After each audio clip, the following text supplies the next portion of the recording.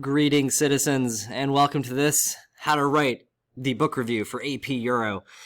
This how-to should not only be useful for this upcoming assignment, but if you take AP US History next year, the book review is extremely similar, and we actually have a very similar book review guide. So hopefully this will pay dividends down the road as well. So I'll try to make this as brief as possible. So at this point in time, the book review is coming up. And at this point, you should have had a book selected and approved by me, and you should have already dug pretty deep into your book. So first things first, when you're reading your book, if you have not sorted out your author's purpose and their thesis, you gotta do that right now. So there is a difference between the purpose and the thesis. So the purpose of a book is why was it written? Like if it's a big topic, like say it's a biography on, I don't know, Adolf Hitler or some other dictator. There are so many books about Hitler. They have to have a reason or a purpose on why they're writing it. Did they find a new archive that offers additional evidence on something? That would be a purpose on why they're writing the book. The thesis is actually the historical argument they're making. And no, it's not going to start with the word although and like that gray area thesis we use in AP Euro. It's going to be fairly lengthy. It often can be multiple pages. Heck, it can be even like 10 pages. It just kind of depends on the author's style. But it is identifiable. People write history books with arguments. It just sometimes takes a little bit more work to sort it out. It might not punch you in the face. So I will show you an example of a thesis statement that the student does clearly identify, and they also identify a separate purpose. So if you have not sorted out the purpose and the thesis of your book, my first recommendation is reread the introduction of your book and then immediately skip to the conclusion. You should be able to find the thesis statement in probably both the introduction and the conclusion, definitely the conclusion. If you're still having issues, come talk to me. I might be able to help you out. All right, so I'm going to skip down to, on this book review guide, the section here on how to actually structure your book review. And as you note, there are 1, 2, 3, and 4 parts. Actually, technically, I suppose a fifth when you include the works cited, but whatever. So I'm going to kind of walk you through each part and show you a student example on how they are sorting out each part of the book review. So let's start with the introduction. The introduction is going to show the purpose of the book and additionally the author's qualifications, etc., etc. So let's go to the student example. All right, so I have a Google Doc of a former student's, and I added in this section here. I obviously took the student's name out, and make sure your name is here, your block, and the date your assignment is due. If you're picking the early bird special or the regular deadline, make sure it is turned in on the appropriate date. So directly under your name should be the source citation. All proper book reviews will have the citation right at the beginning, so people can immediately find it with their using their own research. So in this case, this student wrote about the Soviet space race. Ooh, fun topic. And it is published by Cambridge University. Here's a little fun fact. If you ever see a book published by a university press, it is usually written for a more scholarly audience. So the author's prose is going to be a little bit upscale. It might be a little bit more difficult to read. So just be prepared for something of that nature. Okay. Then the student hits us with their introduction. So immediately, I'm not going to obviously reread this to you. You can do that on your own because I have linked it in the assignment sheet over here. I'm just highlighting this really important sections. So immediately, the student identifies the author's purpose. So the author's name is Asif Siddiqui. So Siddiqui proclaimed within the book itself that he wanted to return agency to the scientific community and to situate Sputnik's launch not in a state-issued imperative, but a Russia that has been stewing in cosmic enthusiasm for decades. So first of all, Sputnik's the first satellite ever launched in space by the Soviet Union. And of course, this book is about the Soviet space race, obviously not the American one. So again, the author's purpose here is he basically is trying to really focus on the scientific community as opposed to like the government of the Soviet Union controlling the space race. That's a different purpose than how other books about this topic have been written. So nice job. That's not a thesis statement. That's a purpose. So a slight difference. Okay, so you can reread the rest of this on your own. The next section here, the student talks about the author's qualification. So he is a professor of Russian history at Fordham, which is in New York City. The guy has written about other things in the space race as well, apparently. Okay, now we get to the student correctly identifying the author's thesis. So first, you are not making a thesis statement. This is not like writing an LEQ where you have to make your own argument. You're identifying the author's thesis. It has been written for you, so don't make up something here, okay?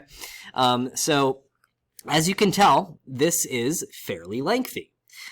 So let's go through this. So the Red Rocket's Glare is a revisionist analysis on the political and social climate that launched Sputnik in 1957. Siddiqui's account began a century earlier with the birth of a brilliant Russian chemist, I'm going to butcher this, Tsiolkovsky, and detailed everything that followed in painstaking and sometimes painful detail. The student, as you can tell, is a pretty gifted writer. Siddiqui argued that, here we go, she is directly quoting the author now. Sputnik, was the outcome of both large-scale state imperatives to harness science and technology and populist phenomena that frequently owed little to the whims and needs of the state apparatus. That was a mouthful. As you can tell, the author of this book is a college professor, so she does correctly cite it. These internal citations are acceptable for the purpose of this book review. Now, the student is basically like putting that into more layman's terms and more digestible prose, okay? This contradicted the widely accepted idea that the state, the Soviet Union, had been the primary driver for the creation and success of Sputnik, the satellite. Siddiqui also situated the birth of the space satellite in three interweaving strands: the relationship between the state and spaceflight, the mobilization of political and social causes for it, and the role of foreign factors. Rather than deconstructing the previous arguments with a new comprehensive narrative, Siddiqui intertwined 9 key points in the history of spaceflight to bolster his thesis statement. So she has, right now, basically told us what the author meant by his thesis statement, and then already told us how the author is going to support his thesis statement, because apparently he's going to divide this thing up into really 9 key parts in the history of spaceflight. So that is awesome. This paragraph like blew my socks off when I read it. This is such a good way of critiquing, really not critiquing, but identifying the author's thesis, but also putting it into more digestible terms if it's not already there. So I really like saying that. It shows me that you understand the author's thesis statement. Well done. Okay, from here, the bulk of your review is now going to be a summary. So we have just completed Number 1, the introduction, and a portion of part 2, which is you've now identified the author thesis. So this next section is going to be the chunkiest of your book review. So you're going to carefully select key parts of the book that you are going to summarize. For me, I highly suggest you pick parts of your book that corroborate the author's thesis statement. So yes, you can do some quotations, but overall I want to see paraphrased summary. So as you can tell, this is going to be lengthy. So we're starting on page, about halfway down, 3/4 of the way down, page 2. So it starts right here. And the student's going to summarize,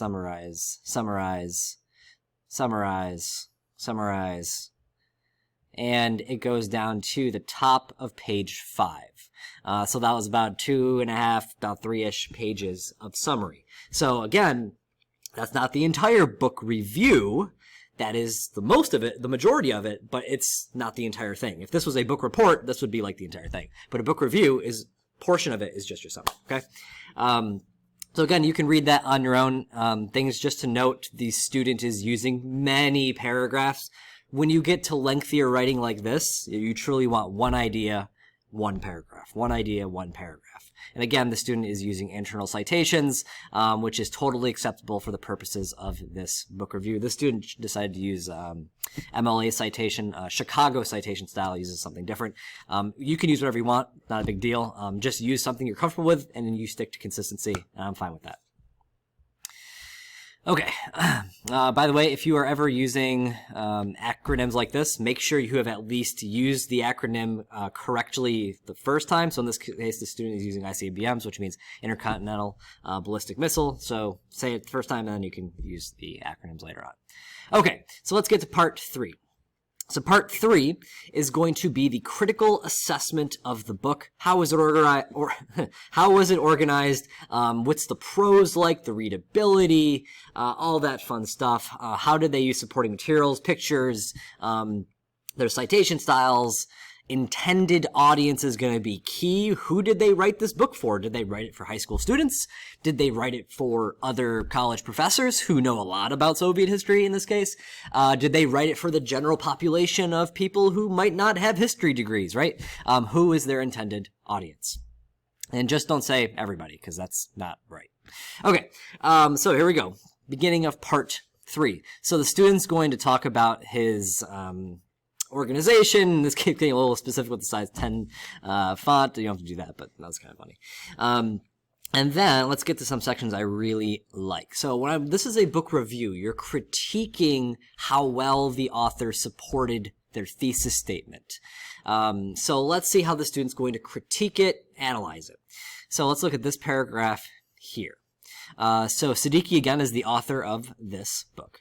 And he seemingly forgot that this was a book on the social history of the Soviet spaceflight and not an explanation of the benefits of solder welding. So basically what this student is doing is she has kind of identified, a slight issue in the author's writing. This is supposed to be a social history, but it clearly sounds like the author got a little carried away with some of these super minute details, like about welding.